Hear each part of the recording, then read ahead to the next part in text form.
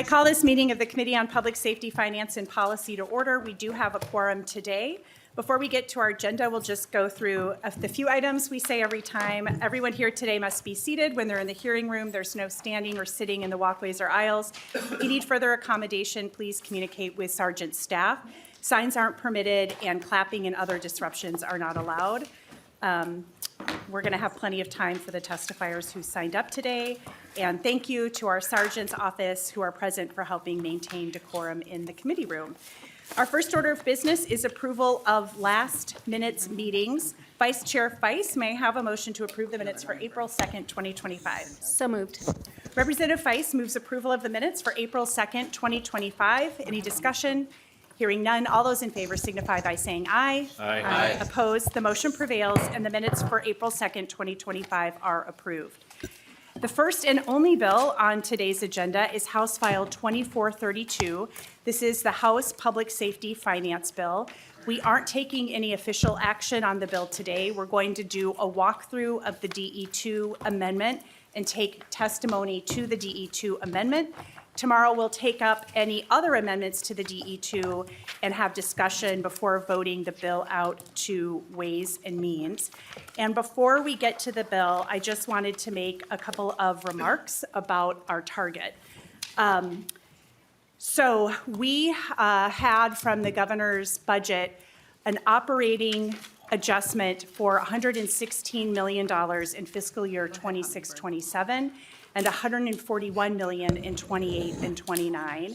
And those operating adjustments are crucial to the agency functions. I anticipate we're going to be hearing from DPS and DOC today. For our prisons, really, it's lights on. And of course, everybody here on the committee knows that we only got $50 million in each biennium. So what we got doesn't even come close to covering the operating adjustments that our agency has. So I anticipate there are people listening and in the audience who would have wanted more funding. We know there are a lot of needs. There are people listening who aren't included in the budget. We heard a number of great bills, and we would have loved to include a lot more in here.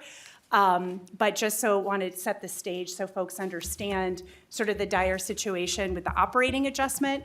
And I really feel like we did the best that we could with the money that our committee was given. And we will be asking testifiers today to limit their testimony to actually what is actually in the bill. And so with that, we will move to the bill and the DE2. So I will make the motion to re-refer House File 2432 to the Ways and Means Committee. And Chair Novotny has the DE2 amendment. Would you like to move the DE2 amendment? That is correct, Madam Chair. Great. And as I said, we're not voting on the amendment today. We'll do that vote tomorrow. And we are going to have House Counsel and fiscal staff provide us with a walkthrough of the DE2 amendment. And I believe, Mr. Walls, we're starting with you. Madam Chair and members, I'll be walking through the spreadsheet that was included in your packet, and this is a general representation of the contents of Article 1. As you see in the spreadsheet, on the left hand columns, we have the governor's recommendations that are shaded in gray, and the House recommendations are to the right in the unshaded columns.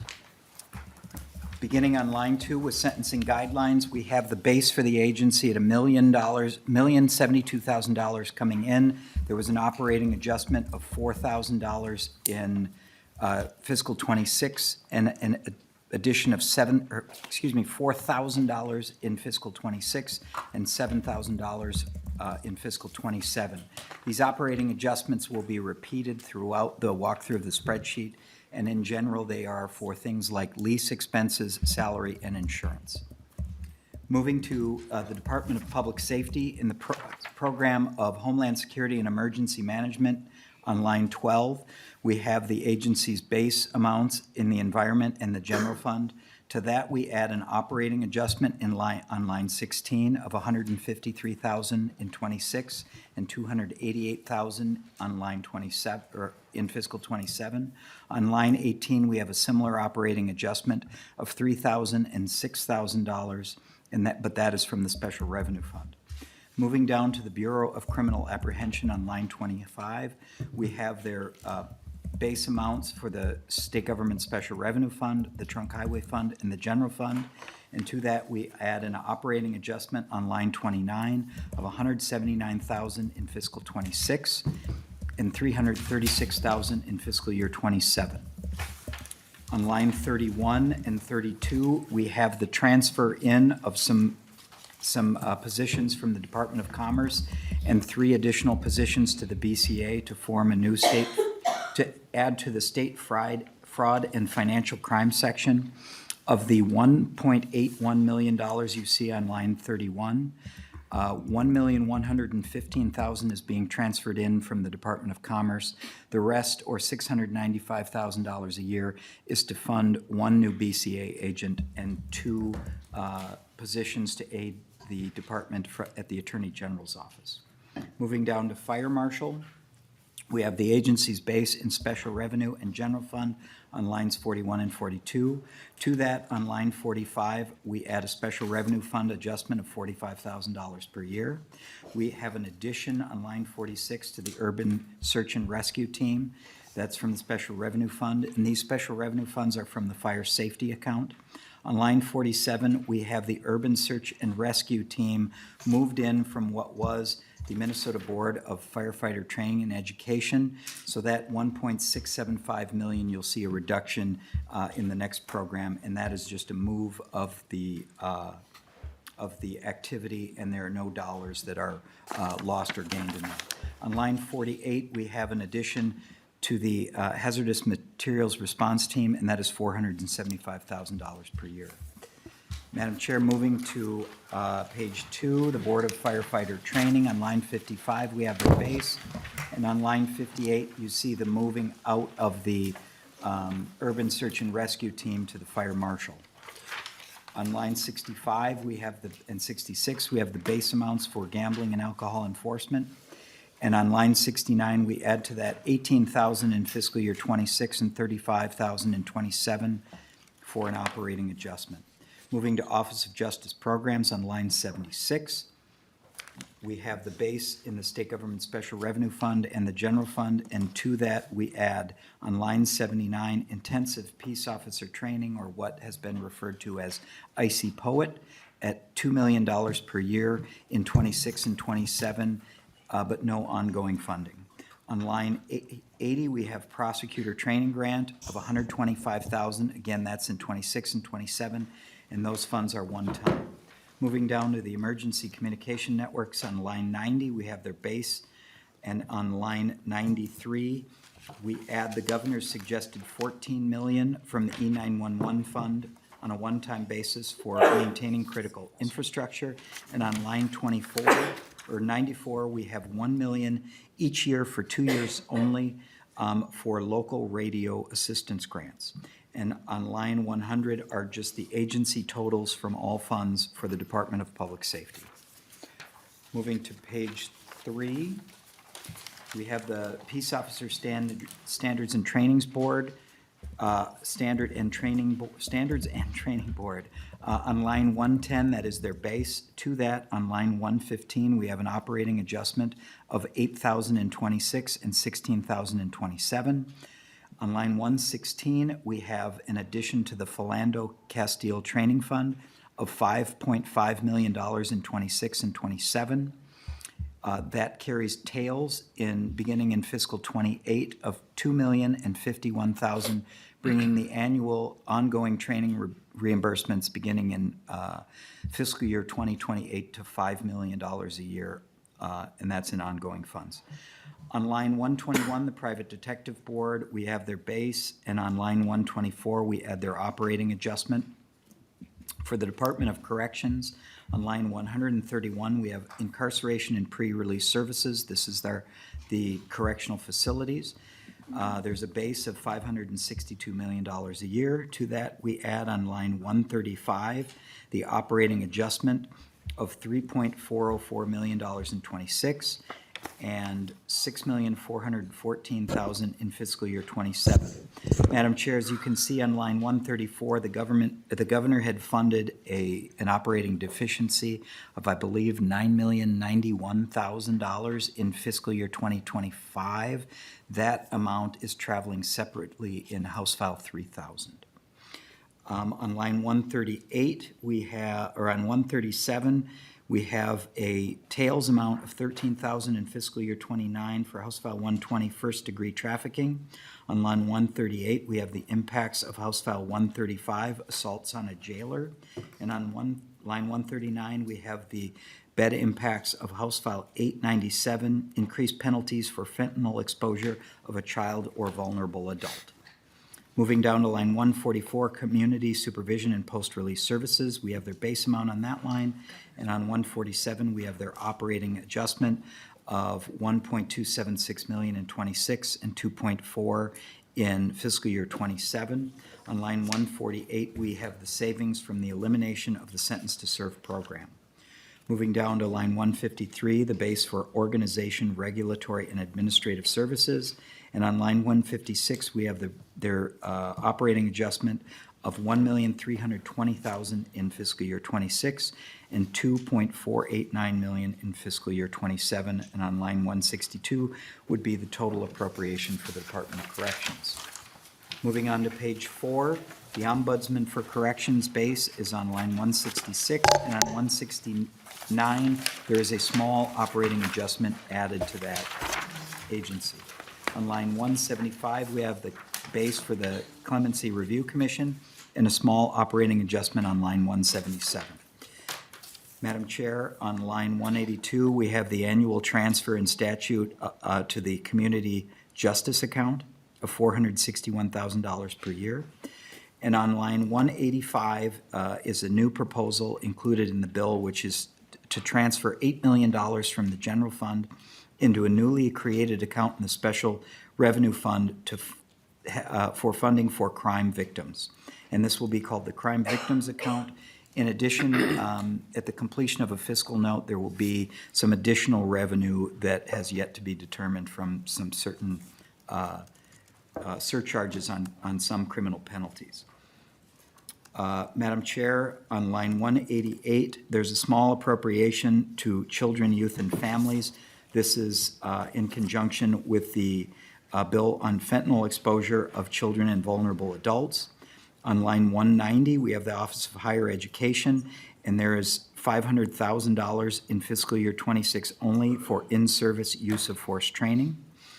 On line 192, we have the fraud unit moved to public safety. So on 193 and 194, you see the reductions of funding that used to go to the Department of Commerce for fraud investigators that has now been moved to the BCA.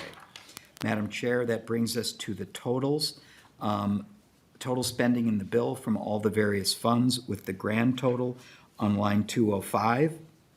On line 207, you see the base that was in the February forecast. And on line 208, the governor had spent over the base $123,831,000 and $142,222,000 in tails. And our spending is on line 209. We are $50 million in this biennium and $50 million in tails above the February forecast. And Madam Chair, that completes the walk through the spreadsheet. Thank you, Mr. Wells. And before we move on to the other articles in the bill, I think it makes sense to pause here if anybody has questions about the spreadsheet for Mr. Wells. Any questions from members? Okay, not seeing any. We can always come back later if you think of one. Next, we are going to go through Article 2, and I believe Mr. Diebel has that. Mr. Diebel. Madam Chair and members, Article 2 begins on page 14 of the DE2 amendment. Sections 1 and 2 of Article 2 are Representative Knutson's fentanyl exposure bill with an addition of exception language for certain medical professionals and practitioners. Moving to page 15, you'll find Representative Whitty's House File 1399, which requires the Commissioner of Corrections to stock opiate antagonists in the facilities, the state facilities. At the bottom of page 15 begins 3 sections, which are from Representative Harder's House File 467. This is the bill which delays the elimination of the correctional fees by 2 years. Moving to page 17, section 7, this is the Minnesota language that establishes the Minnesota Victims of Crime account that Mr. Walls mentioned in the spreadsheet. And this is from Chair Moeller's House File 1082. Moving to page 18, section 8. This is Representative Vice House File 1769, which modifies how the community supervision formula is collected, or calculated, I should say. Moving to page 20, section 9.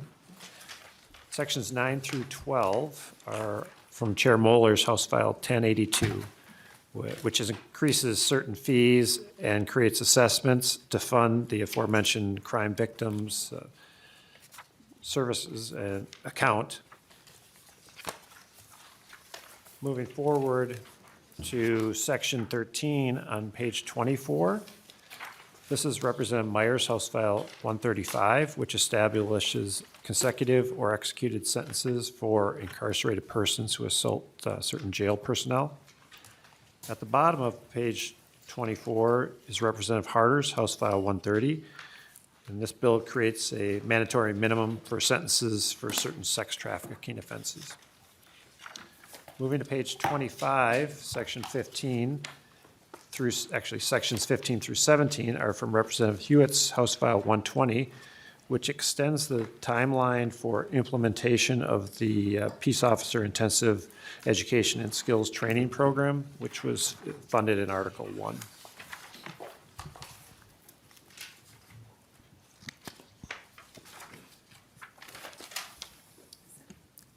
Moving to page 26, this is Section 18. This is Representative Hudson's House File 764, which extends the statute of limitations for arson offenses. And finally, in Article 2 on page 28, Section 19, is Chair Novotny's House File 962, which contains a advisory panel, which stakeholders are encouraged to form and provide recommendations on how to address the issues surrounding Brady Giglio issues and law enforcement testimony at criminal trials. Madam Chair, that concludes the overview of Article 2. Thank you, Mr. Diebel. And moving on to Article 3 is Mr. Johnson. Mr. Johnson. Madam Chair, members, I'm going to do a review here of Article 3. Most of Article 3 consists of conforming changes, so while it's fairly long, the overview is relatively short. It contains provisions that the committee saw as part of the amendment to House File 2432 in the governor's amended budget. It was also contained in House File 2603, which Representative Pinto carried. It's, again, mostly conforming changes that are related to the transfer of the Commerce Fraud Bureau to the Bureau of Criminal Apprehension. This transfer has already taken place. It took place in February under the administration's authority, which is in Section 16B.37. I'm going to highlight 2 sections in here. The first is Section 4, which is on page 31 at line 12. This section requires the BCA to conduct investigations of criminal insurance fraud and requires the Commissioner of Commerce to report crimes that the department identifies in its civil regulatory role. The other section I want to highlight is Section 19. That's on page 42, and it starts at line 19. Section 19 establishes the financial crimes and fraud section within the BCA. The BCA does have a financial crimes unit now, but this statute requires that it continues to exist and specifies the section's duties. It includes mandatory referrals and creates a duty on the section to investigate certain activities. It authorizes some data sharing between agencies to facilitate the reporting of suspected fraud, and it requires an annual report on the work of this new section. It also requires that money received from the current assessment on insurance policies be used only to investigate insurance fraud and related crimes. Madam Chair, the rest of the provisions are technical changes. Thank you. And being mindful of the fact that we'll debate the bill tomorrow, do we have any members, though, with questions for staff, any clarifying questions that are needed? Anybody have anything? All right, I'm not seeing anything. We will move on to the testifiers, and I'll go ahead and call two up at a time just to keep things moving. First, we have Commissioner Jacobson and then Commissioner Schnell. So if you want to both come on up.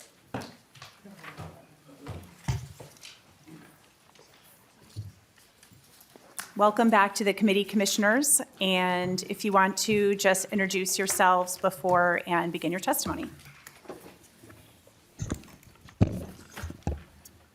Thank you, Chair Moeller, Chair Novotny, and I figured since Commissioner Schnell has more time than I do, he'd get the middle chair up here, so we got him all placed.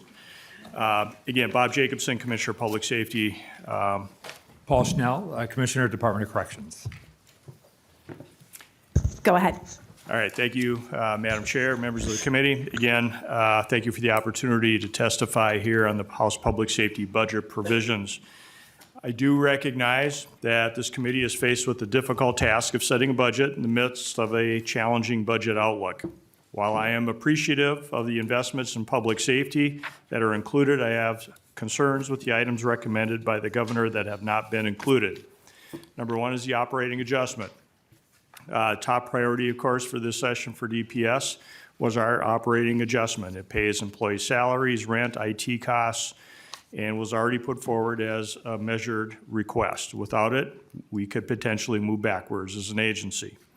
With the operating adjustments that are provided in this bill, the BCA and alcohol and gambling enforcement will likely need to cut sworn peace officer positions.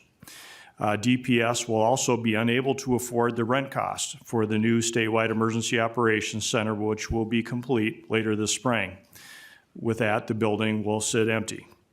I also have concerns about how federal funding cuts, of course, could negatively impact public safety in the state.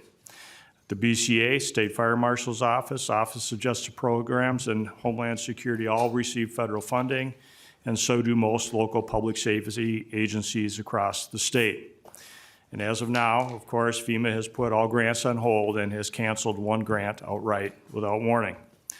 The vast majority of preparedness and disaster response funding come from the federal government, and I do not want to be preparing for the next flood without staff, and while a new state-of-the-art SEOC is not operable.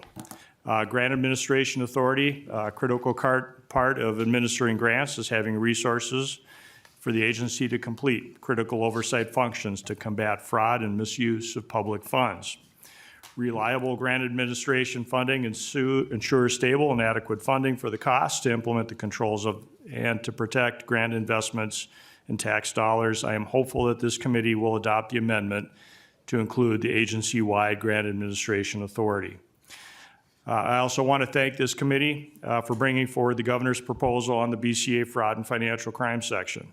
This initiative represents a significant advancement in Minnesota's ongoing efforts to combat fraud and financial crime, combining critical expertise and resources from the former Commerce Fraud Bureau and the Minnesota Bureau of Criminal Apprehension. It also includes reporting requirements for state agencies to report criminal fraud to the BCA and requires the BCA to report annually to the legislature. This language includes feedback from industry stakeholders and legislators from both sides of the aisle, and to us, fraud is not a partisan issue. I also believe this section at the BCA will do great work, and anyone trying to commit fraud against the state will be caught. And I'm hopeful that when they do, they will have increased penalties for the theft of public funds. Please consider adding this to the bill. Crime Victim Services. I also want to thank you for the inclusion of another critical public safety funding priority of the governor's. The support for crime victim services is critical. Research shows that these services help victims heal, that they seek health care, and report crimes, strengthening community safety and law enforcement efforts. This is yet another area where federal funding is at risk, and I'm happy to see that Minnesota cares about investing in these crime victim services. Long-term missing and unsolved homicide. It's unfortunate, of course, that the BCA's request that was supported by MMIR and MMBWG for long-term missing and unsolved homicide database was not included. this one-time funding could make an ongoing impact to victims and their families.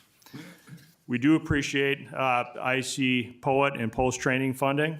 One of the most successful grant programs we have at DPS is the IC POET grant program in the Office of Justice Programs. 2 years ago, the legislature created this program, and as a result, we have nearly 100 new police officers in the state from a diverse background who likely would not have become peace officers without it. I thank you for agreeing with the governor, law enforcement associations, and many of your colleagues who support this program. I also support the inclusion of training funding provided to the post board that will help provide ongoing training. I also appreciate the inclusion of the armor infrastructure funding that will go to help support the backbone of our armor radio network. And the State Fire Marshal's Office, excuse me, thank you for including the governor's recommended increases for urban search and rescue and air rescue teams and hazardous material response teams. While we always hope these teams will not be needed, I'm glad they are funded and available to every Minnesotan. Thanks for the opportunity to testify today. Thank you. Thank you, Commissioner. Commissioner Schnell. Chairs, members of the committee, thank you for the opportunity to testify today. I can only assume that the order of testimony was determined on the basis of age before beauty. First of all, I want to thank the committee for all its hard work during the session. The responsibilities of the committee are significant, and the decisions you must make are difficult, especially when presented with the challenge of the budget forecast.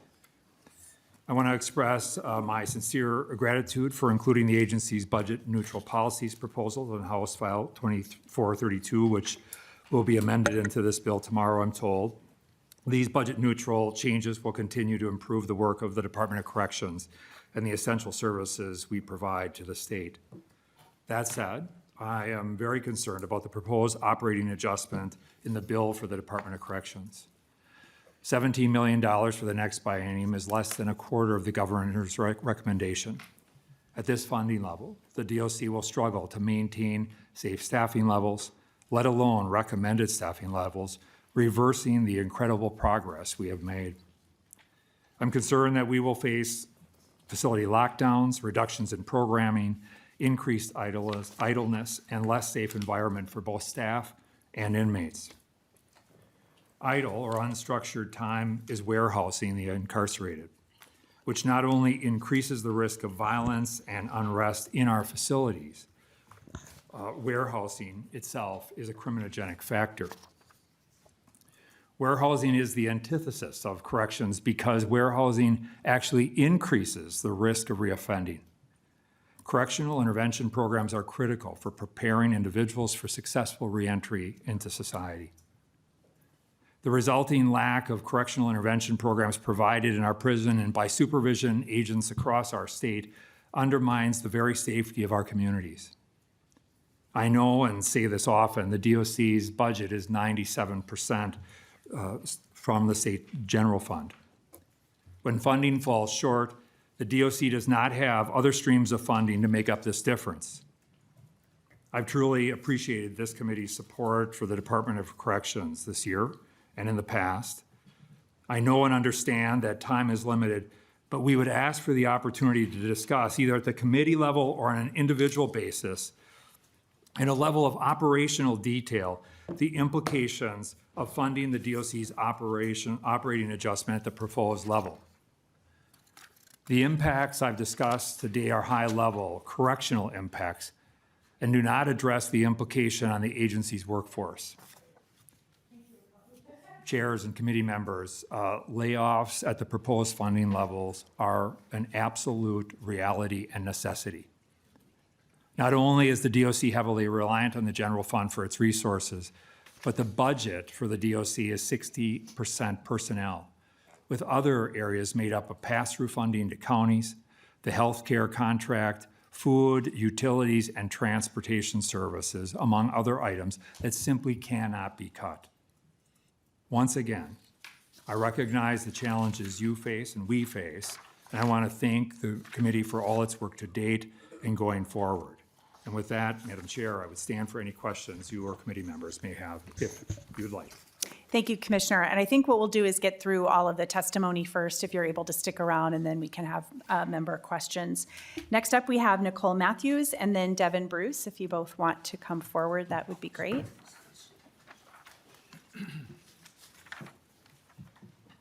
Welcome. Please introduce yourself and begin your testimony. Bonjour, Indinoe Maganang, Nicole Matthews Jaganashimang, Manidu Beneshi Indigo, Migizian Dodame, Gawa Babagana Kag Indunjaba. Greetings, relatives. My English name is Nicole Matthews, and my native name is Spirit Bird Woman. I'm Eagle Clan, and my family's from the White Earth Band of Ojibwe. And I just want to say thank you to Chair Moeller and Chair Novotny. Do you want me to just go on? Okay. I'm the CEO of the Minnesota Indian Women Sexual Assault Coalition, and I am here today on behalf of all 6 of our Minnesota Crime Victim Coalitions, which includes 2 sexual assault coalitions, the Minnesota Indian Women Sexual Assault Coalition, as well as the Minnesota Coalition Against Sexual Assault, 2 domestic violence coalitions, Violence Free Minnesota and Mending the Sacred Hoop, 1 child victim of crime coalition, the Minnesota Children's Alliance, and 1 general crime coalition, the Minnesota Alliance on Crime. We have also submitted a letter of appreciation that is in your packets. Our 6 coalitions represent crime victim programs, individuals, survivors, and allies that serve victims of sexual violence, human trafficking, domestic violence, child abuse, and general crime. We come before you today with gratitude and deep appreciation for your collective leadership and support. We are, however, still concerned for the future of our ability to adequately service Minnesota's crime victim services infrastructure that contributes to the safety and security of our communities. We know that the work to put your budget together this year was incredibly challenging. And we also know that budgets are a moral document of what one values. And you have come together to make important investments in one-time funding, an increase in base funding, and a vision for a more sustainable approach in the years ahead. We know there is more work to do to both realize the vision of adequate funding and have a shared vision for the best distribution of future funds. We commit to the ongoing work needed in partnership to continue to support Minnesotans and their families affected by violence and search for better solutions to establish economic security, independence, and safety. Minnesota has long been a leader in addressing gender-based violence, and I'm so very honored to call this state my home. I am grateful to each of you for your work on behalf of all of our communities in Minnesota and for investing in the safety and well-being of crime victims in our great state. Chimigwich, thank you.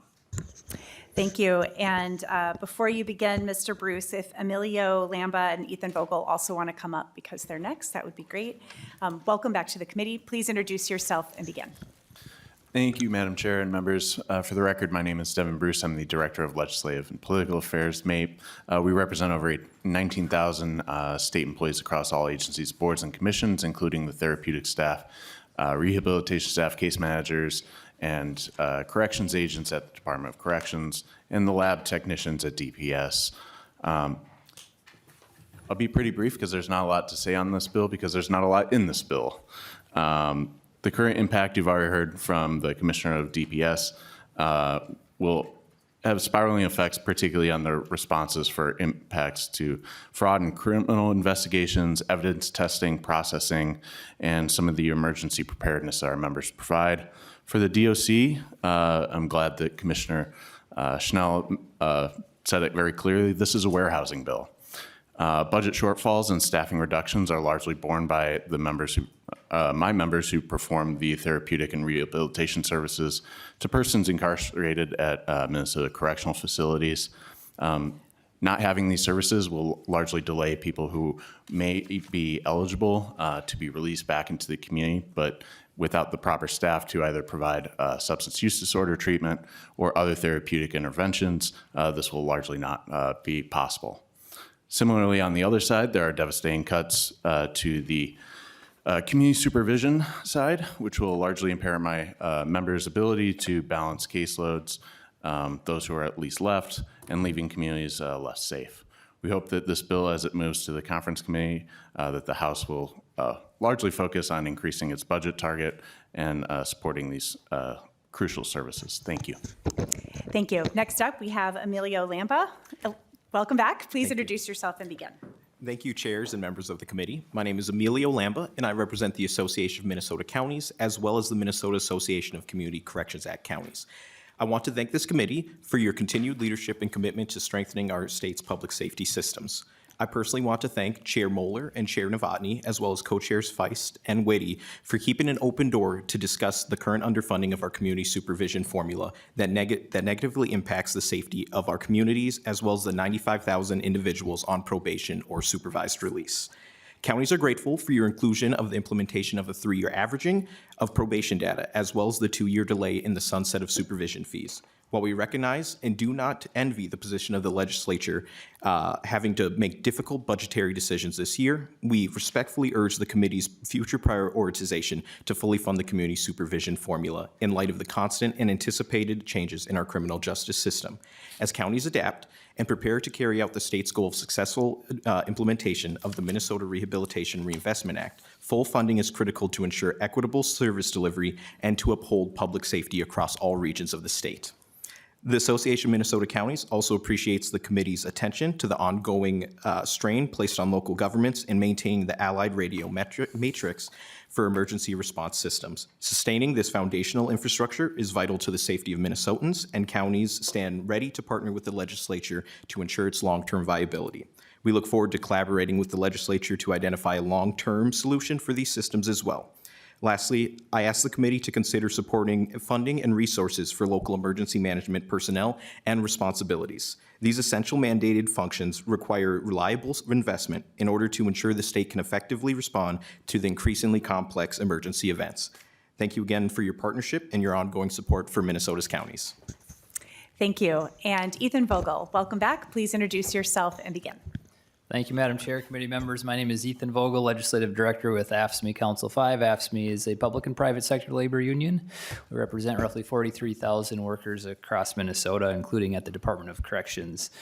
First, Madam Chair, we are opposed to the sentence to serve program elimination proposal in this bill that saves a mere $3.5 million. It is our belief that the long-term costs of eliminating this program far outweigh the short-term savings. Not only is this a program that helps keep the incarcerated folks from just simply being warehoused, but it provides them life skills. I've heard numerous stories about people, incarcerated folks who have gone through this program and then ended up, upon release, finding jobs using job references that were established through the Sentence to Serve program. So we're opposed to that. The other concern, Madam Chair, is with the dangerously inadequate operating adjustments for the Department of Corrections. This time 2 years ago, the staffing levels and the overall morale across the State Department of Corrections was severely low, and officers were experiencing forced overtime shifts at unprecedented rates, and they had a complete inability to recruit and retain people. And every month we saw more and more experienced officers leaving the department. And the investments that were made 2 years ago, and last year, significantly helped address that. And staffing levels are back up.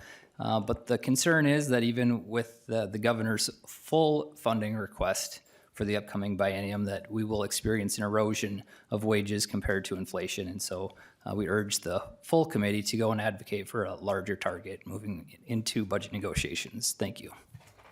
Thank you. And that was all we had for people who signed up to testify, but are there any other testifiers? Anybody else in the audience who wishes to testify? Okay, I'm not seeing any. As I said, we're going to mark up the bill and have member discussion tomorrow, but because we have testifiers here today, if members have questions for either commissioners or any of our testifiers, we certainly have time to do that now. Any questions? You all are a quiet bunch. Are we just so exhausted from the last week? All right, I'm not seeing anybody wishing to speak. Chair Novotny, did you have any comments now? Please say something, somebody. I do know that I am exhausted. It was a long, hard, and lots of very difficult decisions were made. Appreciate the work of the nonpartisan staff and the partisan staff that was there through it all. If you're out there in the public and wondering about why you didn't get something, nobody got what they wanted. Some got a lot less than they wanted. So this was something that we had to do, and just appreciate working on this and getting it ready.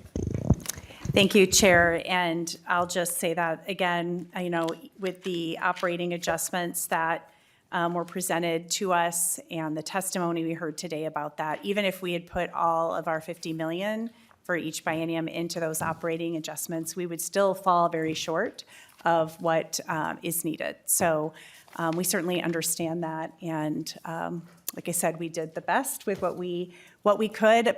Very much appreciated working with you, Chair Novotny, and both partisan and nonpartisan staff as well. Very appreciative of all your work in putting this bill together. And I don't think we have anything else today, so you get more time back in your life. Please do keep the materials at your desk because we can reuse them for tomorrow's hearing, unless you want to get rid of the original bill that was confusing in the packet because we had the DE. You can recycle that one, but if you want to keep everything else, we'll make sure that the packets are ready for tomorrow. And just a reminder that online are additional letters that we had today, and I believe the amendments for tomorrow have also been posted already, so those are available. And with that, this meeting is adjourned.